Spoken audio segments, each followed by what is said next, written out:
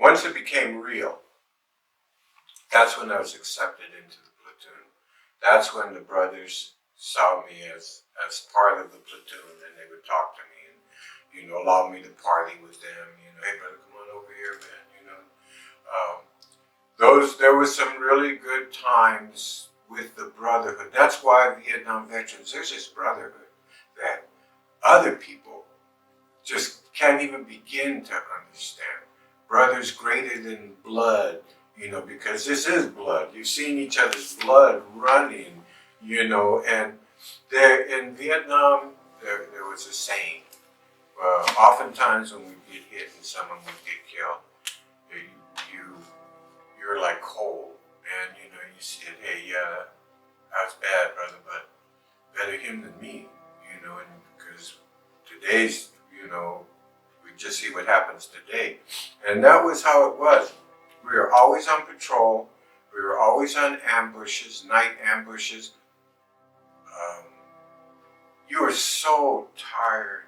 You were so, all the time you were tired. Any chance you got, you just said, boom, hit the ground and fell asleep. If it be 10 minutes, 15 minutes, because we were way undermanned. We didn't, war wasn't popular at that. This is when it was really raging. The war was raging. We were losing hundreds of people on a daily basis. It was, the day I was wounded, there was 185 men killed on that one day across Vietnam. There was this one brother. I remember he came back from R&R, and he was scared to death. And his name was Red. We called him Red. Everybody had nicknames. His name was Red. And so he ended up being, he used to be the radio man for the platoon, but because he was gone longer than he was supposed to, he stayed 2 weeks longer in Bangkok than he was supposed to. And he just said he missed, the planes and he had problems. So they moved him to a fire team leader. They had trained another radio man, and now he was my fire team leader. You see, and he says to me, he says, hey man, I'll give you $500 if you shoot me in the leg. I said, man, I ain't gonna shoot you.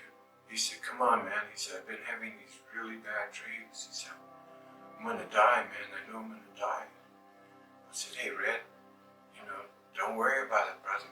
When it's your time, man. He said, no, man. So he went around and talked to other people in the platoon about doing it, and after a while the word got around, hey man, Red's running scared, the brother's scared. Well, a scared man can get you killed, you see, so the word was out, watch Red. So a few days later, we get the word that we're going out on this major operation. We're going up into the Z, the DMZ, and so we know that it's a hot area, they're there, and so that night, his partner gets this bottle of tequila from home and has a worm in it, and so we go and we get some cans of pineapple juice.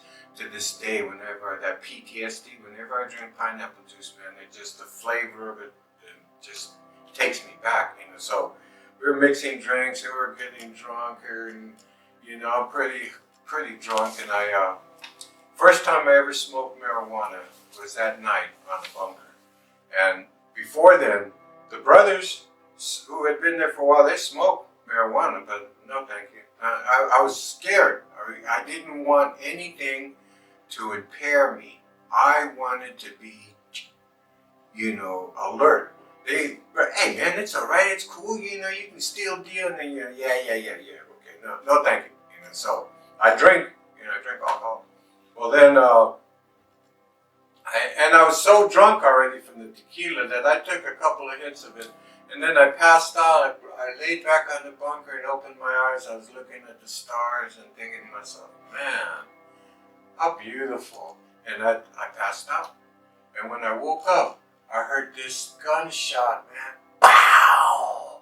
I spun, I rolled my weapon, was right by the door of the bunker. I knew right where it was at. I grabbed it, man, and I heard the screaming. Ah, I'm hit, I'm hit. And I said, it was coming from inside the bunker. So I went in the bunker and it was Red. And I said, Red, where you hit? He said, I was cleaning my weapon and it went off. I shot myself through the foot. Oh, I said, oh no, Red, you did it. He said, no, it was an accident. It was an accident. I said, oh man. Well, just then, the first sergeant and the captain came running down the hill towards our bunker because we were right like on the perimeter, yelling, who fired that shot? Who fired that shot? I said, I won't use his name, but Red was cleaning his weapon and it went off. And they said, get that piece of shit out of here. Court-martial his ass, get him out of here. Well, I talked to my corpsman, who is still alive and lives in Maine. He said, hey man, a lot of that was going on. A lot of self-inflicted wounds because the brothers were scared. They knew, and so they took Red off and never to be seen